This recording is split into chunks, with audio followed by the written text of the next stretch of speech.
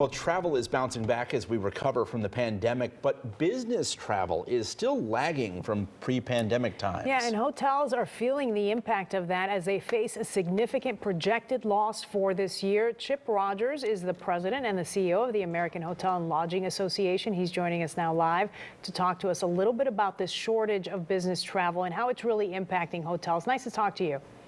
Thanks for having me. All right, so let's get started here. The hotel industry has been one of the hardest hit during the last 2 years. You would think that they are now starting to recover from all of this, but there are many hotels that are still in a pretty deep hole.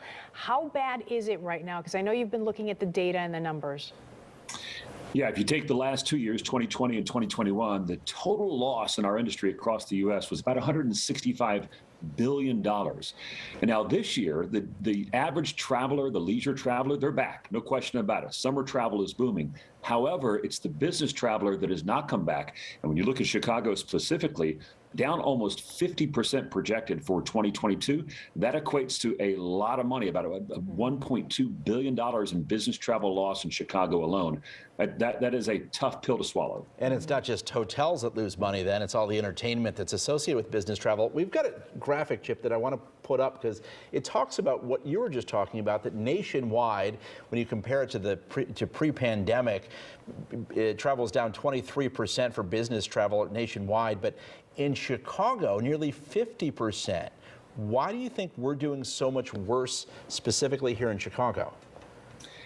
You know, there's a lot of factors at play, and sometimes politicians don't like me to hear me say this, but policy actually matters. Those places that from the very beginning said we're open and they stuck to their guns and they didn't change the policies back and forth, they're doing much, much better. If you look at Miami, Tampa, and Phoenix, they have been leading the recovery. In fact, they're doing better than 2019.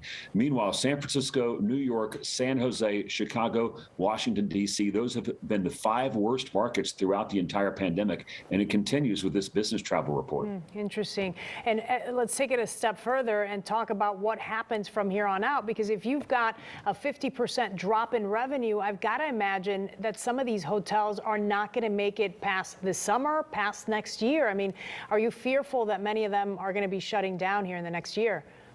Well, it's been an interesting recovery because the hotels that are getting hurt the worst are those in the urban city centers. Anything attached to McCormick Center or relies on McCormick Center is probably hurting right now. And there's a lot of jobs involved with that as well. Remember, when people come to these conventions and these business meetings, they're oftentimes eating in the hotel with a large banquet service, a large group. And there's so many jobs tied to that. And right now, those jobs just aren't filled. And so if you're in the suburbs, you're probably doing a little bit better. If you're at a resort, you're doing better. But if you're in the urban city center, you're really struggling. And as you said, they may not make it.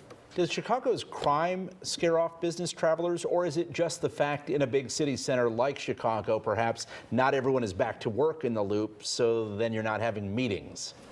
Yeah, first and foremost, it is the fact that people are not back in the offices yet. Places where offices like in Atlanta, where everyone's back in the office, that business travel is booming and doing quite well. But don't discount crime. There's no question about it. When we do surveys and ask people why they're not traveling to specific cities, crime is always near the top of the list. San Francisco's plagued with that right now. Seattle's plagued with it right now, and it's certainly impacting Chicago as well. I do want to talk a little bit about silver lining, because there's always one somewhere, right?